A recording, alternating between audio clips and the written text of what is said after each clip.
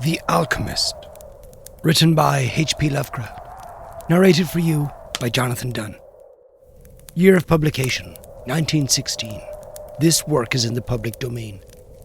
Production and narration copyright, 2025, Jonathan Dunne.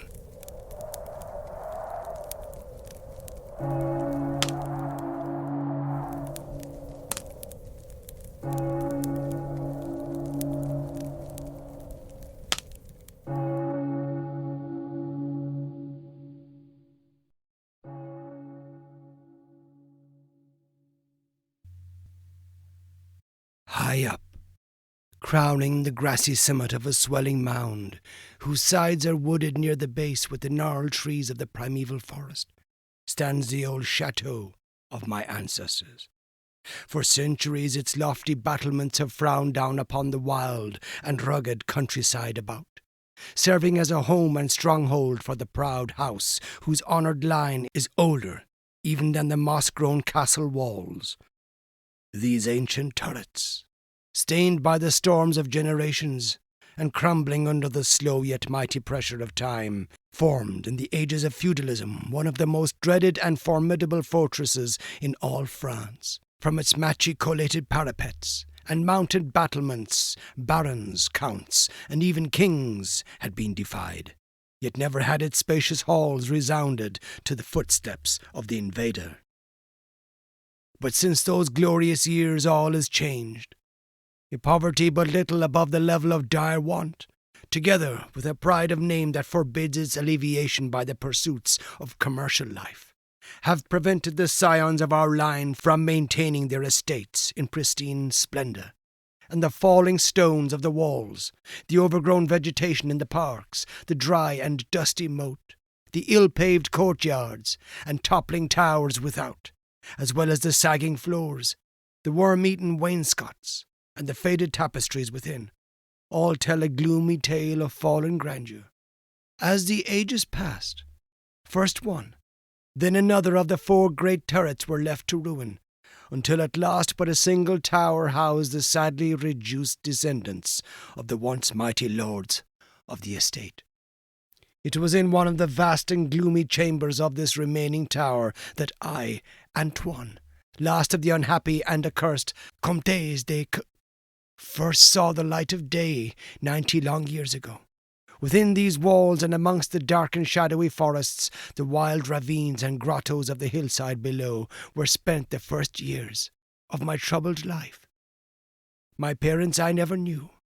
My father had been killed at the age of 32, a month before I was born, by the fall of a stone somehow dislodged from one of the deserted parapets of the castle, and my mother having died at my birth, my care and education devolved solely upon one remaining servitor, an old and trusted man of considerable intelligence, whose name I remember as Pierre. I was an only child, and the lack of companionship which this fact entailed upon me was augmented by the strange care exercised by my aged guardian in excluding me from the society of the peasant children whose abodes were scattered here and there upon the plains that surround the base of the hill. At the time, Pierre said that this restriction was imposed upon me because my noble birth placed me above association with such plebeian company.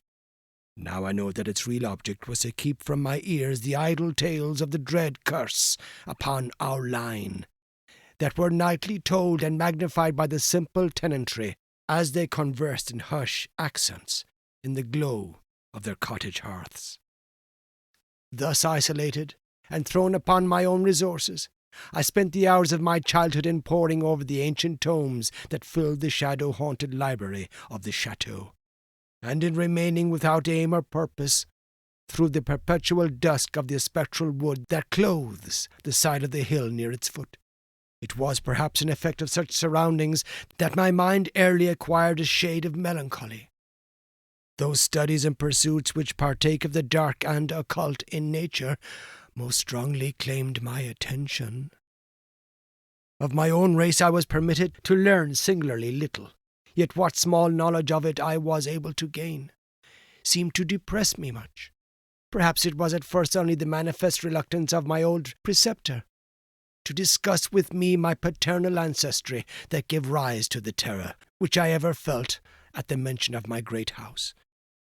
Yet as I grew out of childhood, I was able to piece together disconnected fragments of discourse, let slip from the unwilling tongue which had begun to falter in approaching senility, that had a sort of relation to a certain circumstance which I had always deemed strange, but which now became dimly terrible. The circumstance to which I allude is the early age at which all the comtes of my line had met their end. Whilst I had hitherto considered this but a natural attribute of a family of short-lived men, I afterward pondered long upon these premature deaths, and began to connect them with the wanderings of the old man, who often spoke of a curse which for centuries had prevented the lives of the holders of my title from much exceeding the span of 32 years.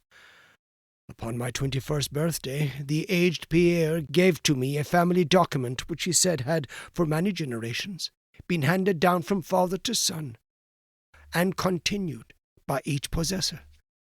Its contents were of the most startling nature, and its perusal confirmed the gravest of my apprehensions. At this time my belief in the supernatural was firm and deep-seated, else I should have dismissed with scorn the incredible narrative unfolded before my eyes. The paper carried me back to the days of the 13th century, when the old castle in which I sat had been a feared and impregnable fortress. It told of a certain ancient man who had once dwelt on our estates, a person of no small accomplishments, though little above the rank of peasant, by name Michel, usually designated by the surname of Mauvais, the evil, on account of his sinister reputation. He had studied beyond the custom of his kind, seeking such things as the philosopher's stone or the elixir of eternal life, and was reputed wise in the terrible secrets of black magic and alchemy. Michel Mauvais had one son named Charles, a youth as proficient as himself in the hidden arts, and who had therefore been called le sorcier, or the wizard. This pair, shunned by all honest folk, were suspected of the most hideous practices. Old Michel was said to have burnt his wife alive as a sacrifice to the devil, and the unaccountable disappearances of many small peasant children were laid at the dreaded door of these two. Yet through the dark natures of the father and the son ran one redeeming ray of humanity. The evil old man loved his offspring with fierce intensity, whilst the youth had for his parent a more than filial affection. One night the castle on the hill was thrown into the wildest confusion by the vanishment of young Godfrey, son to Henri the Comte. A searching party, headed by the frantic father, invaded the cottage of the sorcerers, and there came upon old Michel Mauvais, busy over a huge and violently boiling cauldron. Without certain cause, in the ungoverned madness of fury and despair, the Comte laid hands on the aged wizard, and here he released his murderous hold. His victim was no more. Meanwhile, joyful servants were proclaiming the finding of young Godfrey in a distant and unused chamber of the great edifice, telling too late that poor Michel had been killed in vain. As the Comte and his associates turned away from the lowly abode of the alchemists, the form of Charles le Sorcier appeared through the trees. The excited chatter of the menials standing about told him what had occurred, yet he seemed at first unmoved at his father's fate. Then, slowly advancing to meet the Comte, he pronounced in dull yet terrible accents the curse that ever afterward haunted the house of Comte. May ne'er a noble of thy murderous line survive to reach a greater age than thine, spake he, when suddenly leaping backwards into the black wood, he drew from his tunic a phial of colourless liquid, which he threw into the face of his father's slayer as he disappeared behind the inky curtain of the night. The Comte died without utterance, and was buried the next day, but little more than 32 years from the hour of his birth. No trace of the assassin could be found, though relentless bands of peasants scoured the neighbouring woods and the meadowland around the hill. Thus time and the want of a reminder dulled the memory of the curse in the minds of the late Comte's family, so that when Godfrey, innocent cause of the whole tragedy and now bearing the title, was killed by an arrow whilst hunting, at the age of 32, there were no thoughts save those of grief at his demise. But when, years afterward, the next young Comte, Robert by name, was found dead in a nearby field from no apparent cause, the peasants told in whispers that their seigneur had but lately passed his 32nd birthday when surprised by early death. Louis, son to Robert, was found drowned in the moat at the same fateful age, and thus down through the centuries ran the ominous chronicle. Henri's, Robert's, Antoine's, and Armand's, snatched from happy and virtual lives when little below the age of their unfortunate ancestor at his murder. That I had left at most but 11 years of further existence was made certain to me by the words which I read. My life, previously held at small value, now became dearer to me each day, as I delved deeper and deeper into the mysteries of the hidden world of black magic. Isolated as I was, modern science had produced no impression upon me, and I laboured as in the Middle Ages, as rapt as had been old Michel and young Charles themselves in the acquisition of demonological and alchemical learning. Yet read as I might, in no matter could I account for the strange curse upon my line. In unusually rational moments, I would even go so far as to seek a natural explanation, attributing the early deaths of my ancestors to the sinister Charles le Sorcier and his heirs, yet having found upon careful inquiry that there were no known descendants of the Alchemist, I would fall back to occult studies and once more endeavour to find a spell that would release my house from its terrible burden. Upon one thing I was absolutely resolved. I should never wed, for since no other branches of my family were in existence, I might thus end the curse with myself. As I drew near the age of 30, old Pierre was called to the land beyond. Alone I buried him beneath the stones of the courtyard about which he had loved to wander in life. Thus was I left to ponder on myself as the only human creature within the great fortress. And in my utter solitude my mind began to cease its vain protest against the impending doom, to become almost reconciled to the fate which so many of my ancestors had met. Much of my time was now occupied in the exploration of the ruined and abandoned halls and towers of the old chateau, which in youth fear had caused me to shun, and some of which, old Pierre had once told me, had not been trodden by human foot for over 4 centuries. Strange and awesome were many of the objects I encountered. Furniture, covered by the dust of ages and crumbling with the rot of long dampness, met my eyes. Cobwebs in a profusion never before seen by me were spun everywhere, and huge bats flapped their bony and uncanny wings on all sides of the otherwise untenanted gloom. Of my exact age, even down to days and hours, I kept a most careful record, for each movement of the pendulum of the massive clock in the library told off so much more of my doomed existence.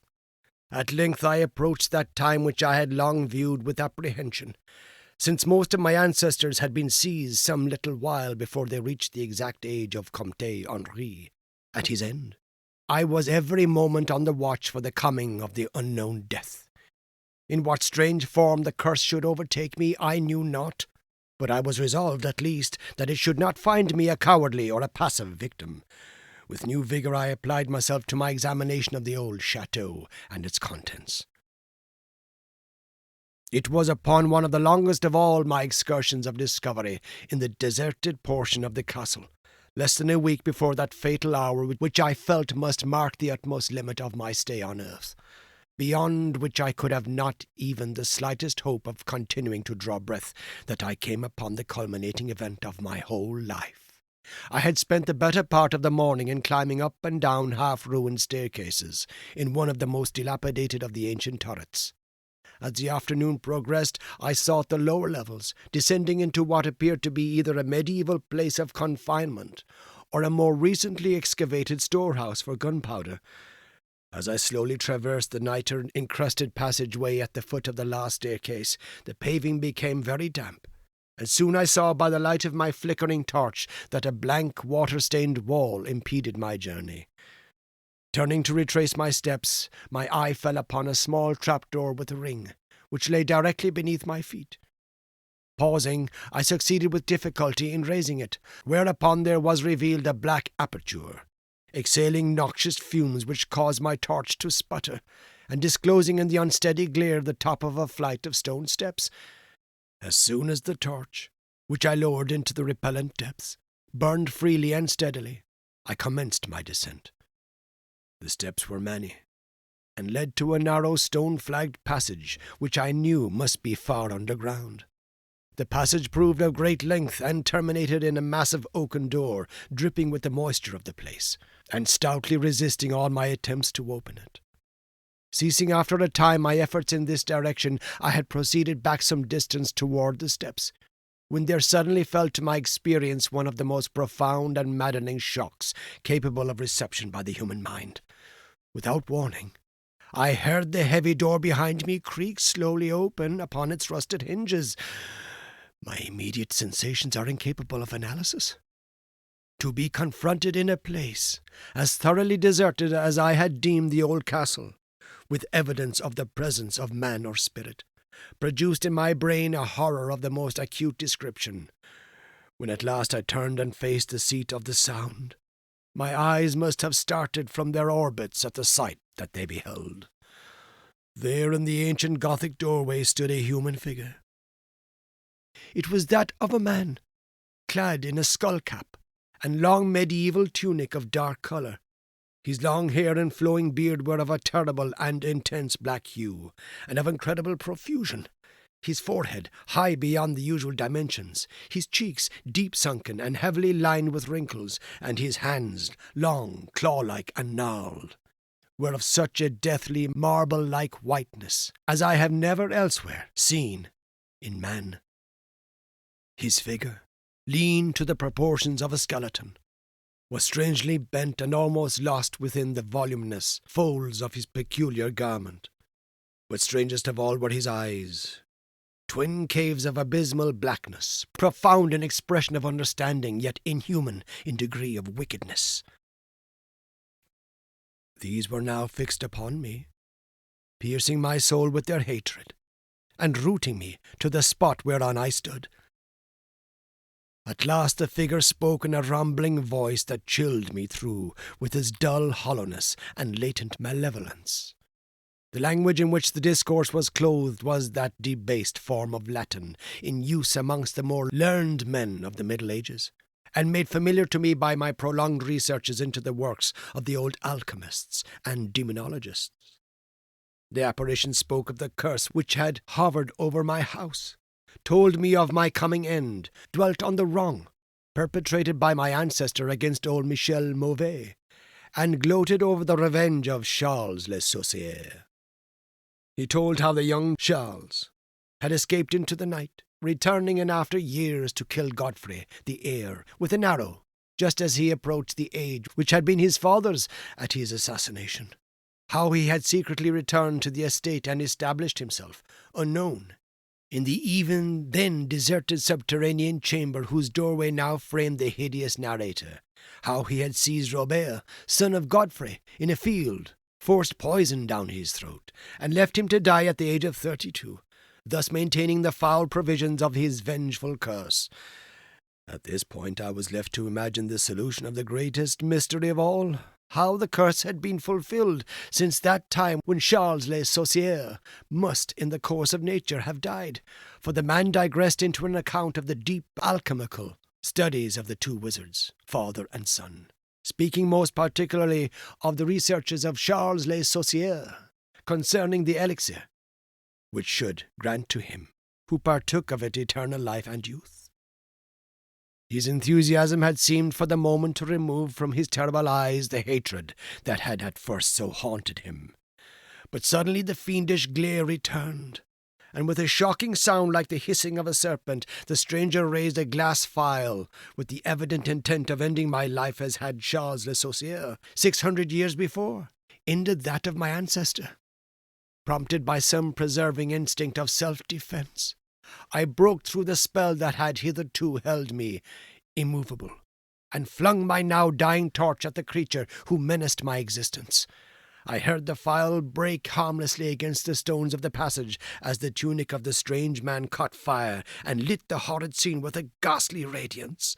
The shriek of fright and impotent malice emitted by the would-be assassin proved too much for my already shaken nerves, and I fell prone upon the slimy floor in a total faint. When at last my senses returned, all was frightfully dark, and my mind, remembering what had occurred, shrank from the idea of beholding more. Yet curiosity overmastered all. Who, I asked myself, was this man of evil, and how came he within the castle walls? Why should he seek to avenge the death of poor Michel Mauvais? And how had the curse been carried on through all the long centuries since the time of Charles Le Saucier?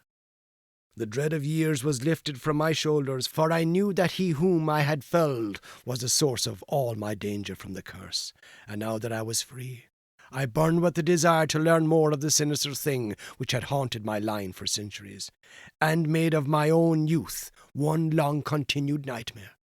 Determined upon further exploration, I felt in my pockets for flint and steel, and lit the unused torch which I had with me. First of all, the new light revealed the distorted and blackened form of the mysterious stranger. The hideous eyes were now closed. Disliking the sight, I turned away and entered the chamber beyond the Gothic door. Here I found what seemed much like an alchemist's laboratory. In one corner was an immense pile of a shining yellow metal that sparkled gorgeously in the light of the torch. It may have been gold, but I did not pause to examine it, for I was strangely affected by that which I had undergone. At the farther end of the apartment was an opening leading out into one of the many wild ravines of the dark hillside forest. Filled with wonder, yet now realizing how the man had obtained access to the chateau, I proceeded to return. I had intended to pass by the remains of the stranger with averted face, but as I approached the body, I seemed to hear emanating from it a faint sound, as though life were not yet wholly extinct. Aghast, I turned to examine the charred and shriveled figure on the floor. Then all at once the horrible eyes, blacker even than the seared face in which they were set, opened, wide, with an expression which I was unable to interpret. The cracked lips tried to frame words which I could not well understand. Once I caught the name of Charles Le Saucier, and again I fancied that the words "years" and "curse" issued from the twisted mouth. Still I was at a loss to gather the purport of his disconnected speech. At my evident ignorance of his meaning, the pitchy eyes once more flashed malevolently at me, until, helpless as I saw my opponent to be, I trembled as I watched him. Suddenly the wretch, animated with his last burst of strength, raised his hideous head from the damp and sunken pavement. Then, as I remained, paralyzed with fear, he found his voice, and in his dying breath screamed forth those words which have ever afterward haunted my days and my nights. "Fool!" he shrieked. "Can you not guess my secret? Have you no brain whereby you may recognize the will which has through 6 long centuries fulfilled the dreadful curse upon your house? Have I not told you of the great elixir of eternal life? Know you not how the secret of alchemy was solved? I tell you, it is I have lived for 600 years to retain my revenge, for I am Charles Le Saucier."